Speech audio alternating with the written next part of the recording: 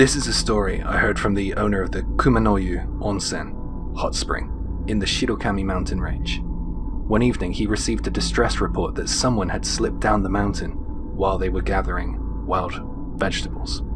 He came rushing to the scene to offer his assistance, but the police and the search and rescue parties had already beaten him there. They were searching everywhere for the missing person. He saw a man who looked to be about 50. He was spluttering through tears and kept pleading with the search and rescue team to save his wife. The accident occurred on the mountain pass, and below the guardrail was a steep cliff face. According to the story given by the husband, the couple had come to the area to pick wild vegetables. He said that he looked away from his wife for just a second and then heard her scream, fade out and disappear beyond the guardrail below. The mountain range was so cold, the police were waiting on the searchlights to start up, so a small open-air fire was made nearby. The husband of the missing woman screamed at the police to stop wasting their time and keep searching for his wife.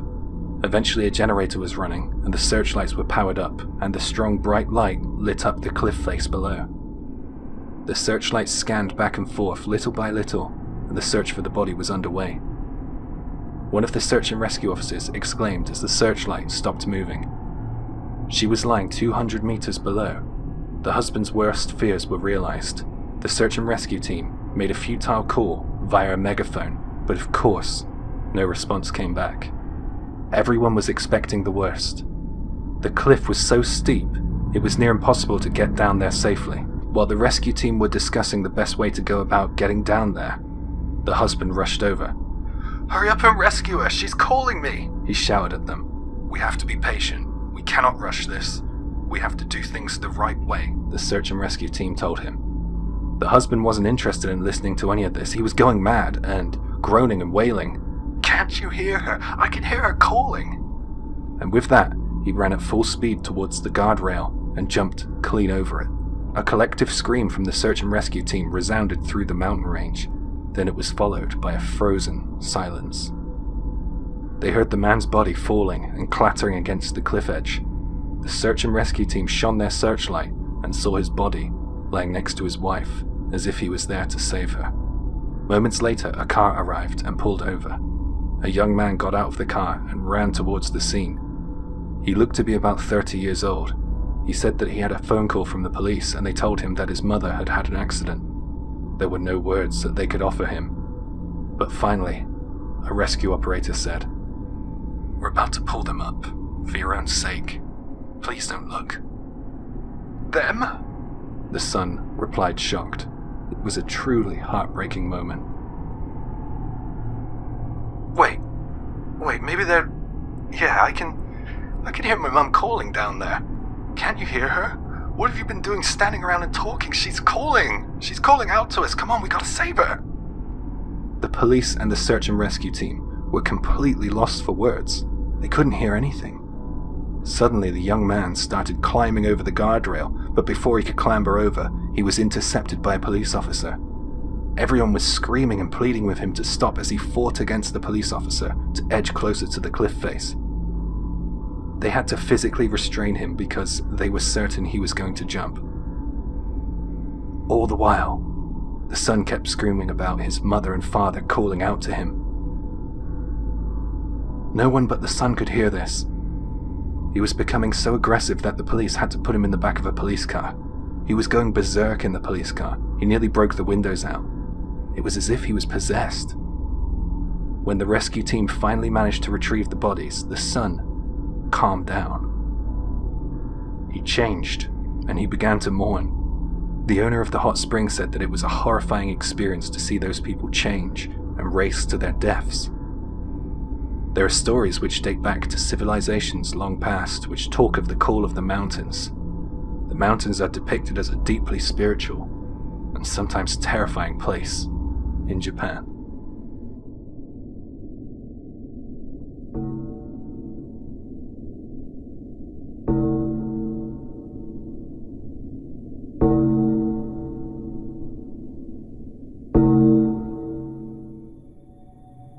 This happened on the afternoon of July 24th, 1989, in the Hokkaido Daisetsu mountain range. The search and rescue team in Hokkaido were notified that a pair of mountain hikers who had hiked from Kurodake to Asahi-dake were now presumably missing. The distance between the two mountain ranges is about 306 meters. A helicopter was deployed to search the mountains, and the search and rescue team discovered an SOS message made from fallen and broken tree branches by the Chubetsu River, south of Mount Asahi-dake. About 3 kilometers away from this point, the two hikers were found safely, and they were rescued.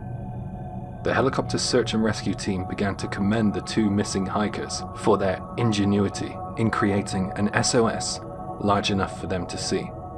However, when the missing hikers were asked about it, they replied, "That wasn't us. We didn't make that." Naturally, the police and the search and rescue teams were shocked by this.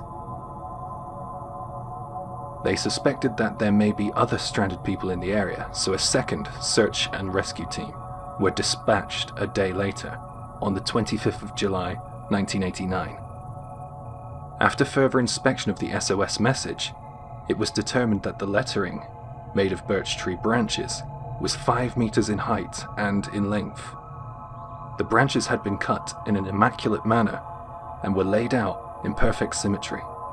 However, due to overgrowth around the letters, the search and rescue team and the police guessed that the SOS message was created the winter before its discovery. Furthermore, human bones were found no further than 30 meters away from the SOS message.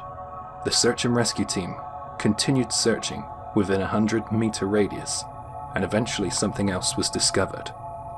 A bag containing a tape recorder, 3 tapes, a driver's license, a toothbrush and toothpaste. The search and rescue party removed the aforementioned objects, as well as the human remains, and they were sent for processing. After the local university offered to help determine the origin of the bones, it was discovered that the bones were highly likely to be that of a female's. The authorities determined that the other items belonged to a missing person from Konan City in Aichi Prefecture. This person disappeared in 1984. The strangest thing was that the tapes which were discovered on the scene were mainly comprised of anime songs, except for the final 2 minutes of one tape. Stranger still, the recording sounded as if it was recorded far away from the speaker, and it sounded as if he was shouting. What remains a mystery is why his voice was so far away from the recording device, and why he recorded his own screams for help. In any case, no female's remains were discovered close to the recording device. According to the media at the time, something happened to the missing man and the deceased female while they were together, but some conflicting reports say that they cannot rule that each incident was separate and they didn't ever meet one another. How the bodies became skeletonized is unknown, and all theories at the time were purely media speculation. The next twist in the case came only a few days later, when the same university which had determined that the human remains were female claimed that they had made a mistake, and the remains solely belonged to the missing man. This happened on the 28th of July, 1989, just 3 days after the remains were discovered. Learning this didn't resolve the case of the missing man, or the recording, or the 5-meter wide lettering he used. Fresh questions were raised as to what actually happened out there, on that mountain range. It seemed as if the missing man had climbed to the summit of Mount Asahi-dake, and on his return back down the mountain, he had made a wrong turning and wandered off the mountain trail. There are 2 rocks which look almost identical, and since this incident, further guidance has been supplied so this simple error can't be made again, which was incidentally how the 2 young men ended up getting lost. They took the same wrong path that the missing man took. About 4 kilometers from the point where he made a wrong turn, it is presumed that he realized the error he had made, but it was too late. He climbed down easily enough, but to climb back up was impossible due to the thick density of a strain of bamboo called sasa. It's incredibly difficult to wade through this dense forestry. Furthermore, the place he had descended into was essentially a marshland at the edge of a cliff. Sadly, He suffered a lonely and undoubtable frightening demise. If you can imagine his state of mind, you might understand why the last words he uttered were pleas for help. He must have used the last of his strength to create the SOS sign, but it is unclear why he did so. Had he continued to follow the river downstream, it would have expended a lot less energy and taken him back to the town. People are baffled as to why he expended all that energy in creating a massive SOS sign. Despite the obvious reasons of needing help, this case certainly has more questions than answers. How was one man able to cut down so many thick trees by himself to create the SOS message? Why was no axe or tool for chopping thick wood found on his person or in the area? Moreover, the autopsy revealed that he had suffered fractures to his left shoulder and his right leg. These injuries could have occurred after he passed, perhaps inflicted by wild animals, but it seems unlikely. One final twist is unconfirmed in any writing I have come across in Japanese, but reported in an American publishing. His parents, when they listened to the missing man's voice, said they could not confirm that it was their son's voice. When you couple this with the error in identifying the bones, it leaves it more than shady. Question marks still loom over this case. Links to my sources and an incredible video on this topic will be left in the description. But let me leave you with this. It's the recording of the man shouting for help in the woods. Pay close attention to the background sound and let me know what you think. Something just doesn't feel right here. Drop your theories in the comments and I will see you there.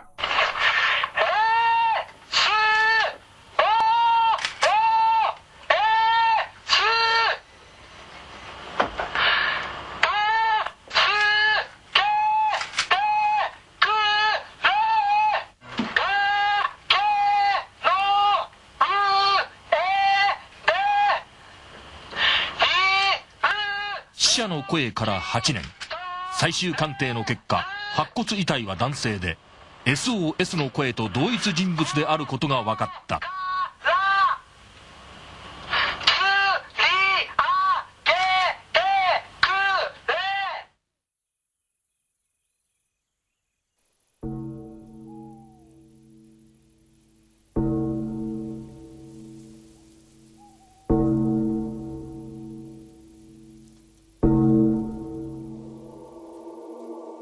My granddad told me that the most important thing you can take while hiking in the mountains is the radio.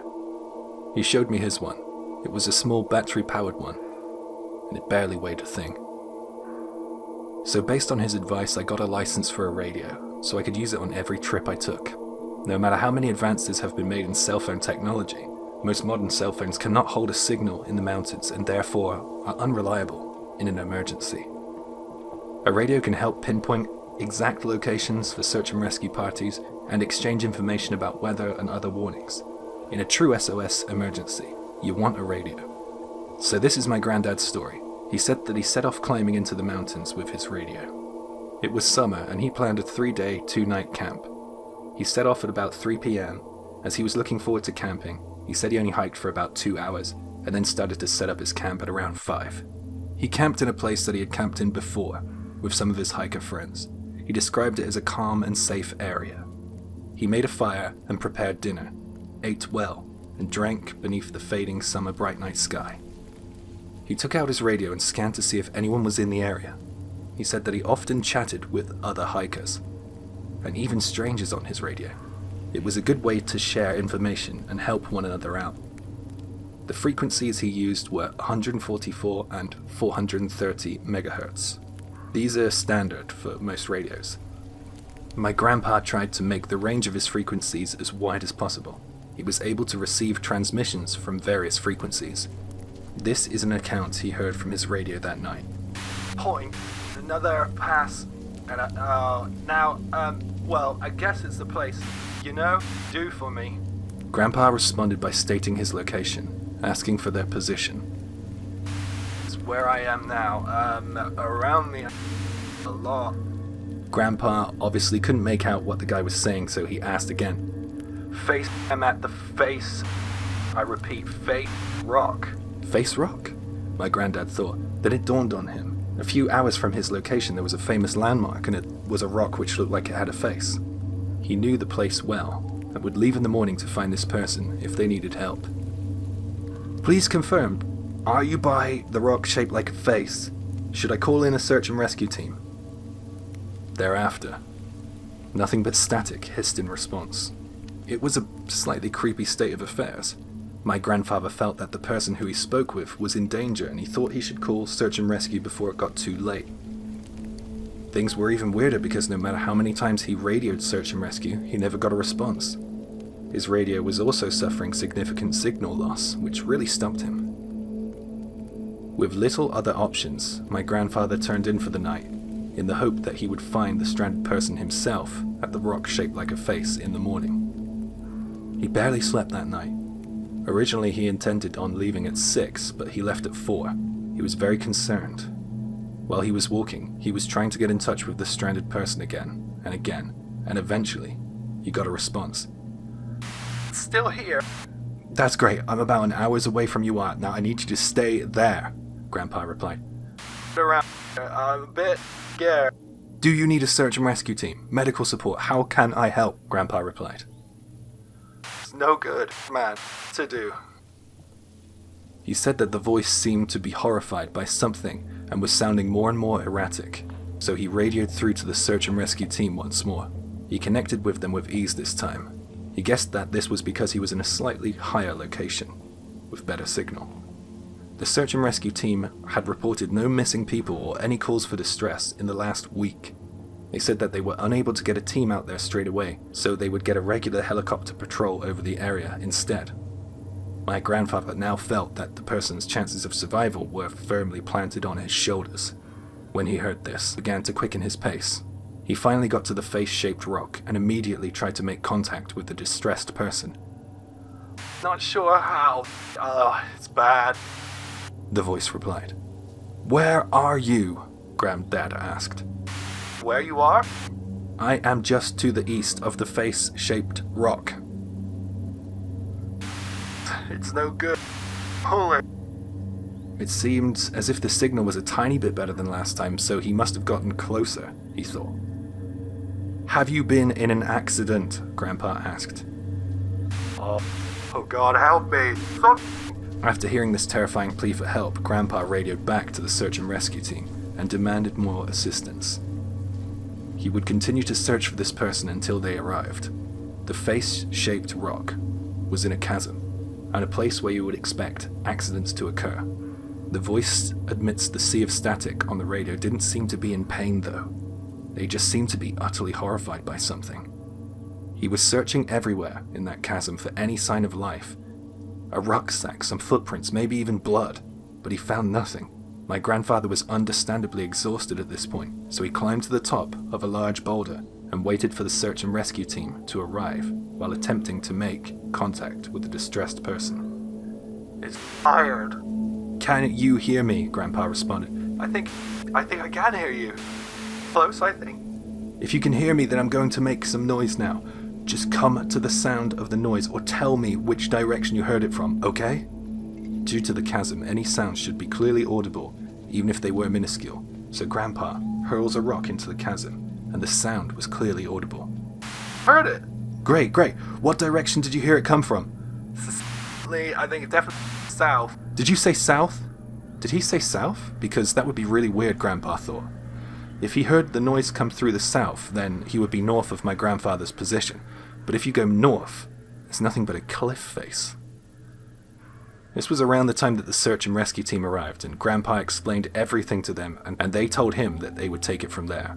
Since my grandfather was completely drained at this point, he gratefully accepted, and after resting for a while, he began to head back down the mountain.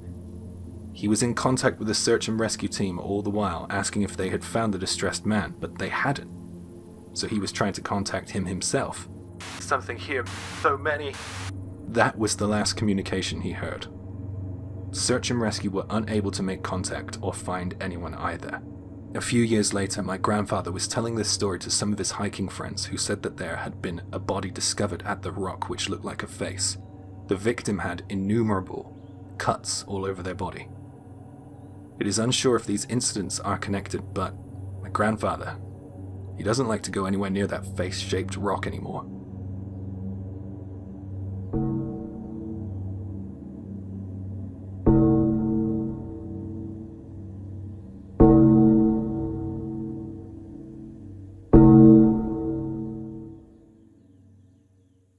A 7-year-old boy was reported missing in Hokkaido back in 2016.